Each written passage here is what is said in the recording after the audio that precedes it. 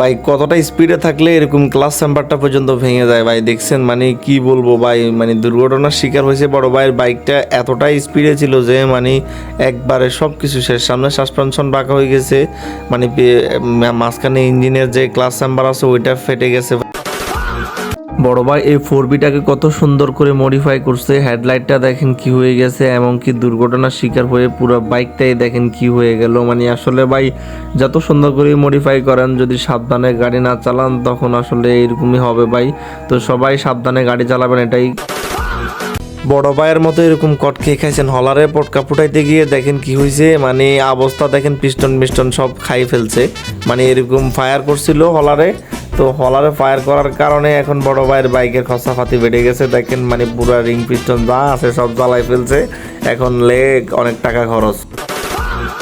এই যে বাইকগুলো দেখতেছেন না, কেউ ভাববেন না যে এগুলো আসলে এখানে পার্কিং করে রাখছে, আসলে এগুলো হচ্ছে যে কি থানায় কট করে দিছে, মানে এক একটার নাম্বার নাই, কাগজপাতি ঠিক নাই, মানে কত সেলের বাইক এখানে পড়ে আছে ভাই, মানে খুব কষ্টের বিষয় ভাই। নাম্বার করা ছাড়া যদি বাইক চালান ভাই এভাবে পড়ে থাকবে ভাই, শখের বাইকটা এভাবে পড়ে থাকা।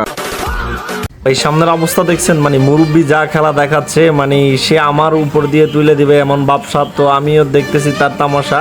তো আমি ওভারটেক করে লাইছি, কারণ মুরব্বির হাল চালা তো ভালো লাগতেছে না, তো এই জন্য আমি টান দিয়ে ওভারটেক করে লাইছি, কারণ আমি হচ্ছে যে কি ফেনীতে যাব, আর এখানে আমি এখনো কুমিল্লার 14 গ্রামে পার হইতে পারি নাই, এই জন্য একটু টানতাছি আর কি। আর এখানে তো যে পরিমাণ উল্টা গাড়ি চলতেছে ভাই, ভয় লাগে ভাই, কোন টাইমে উপর দিয়ে তুলে দেয় ভাই। সামনে হচ্ছে মহিপাল ফ্লাইওভার, আমি হচ্ছে যে কি বামে দিয়ে যাব এখন, মানে বামে দিয়ে গেলে হচ্ছে কি হবে, আমি হচ্ছে অন্য রাস্তায় যাব, মানে ফেনীর দিকে ঢুকবো, এই জন্য হচ্ছে যে কি আমি মানে বামে দিয়ে ঢুকলাম। ভাবছিলাম একবার ফ্লাইওভার দিয়ে উঠে যাব, বাট ফ্লাইওভার দিয়ে উঠা যাবে না, যেহেতু আমাকে দাগনমুড়ি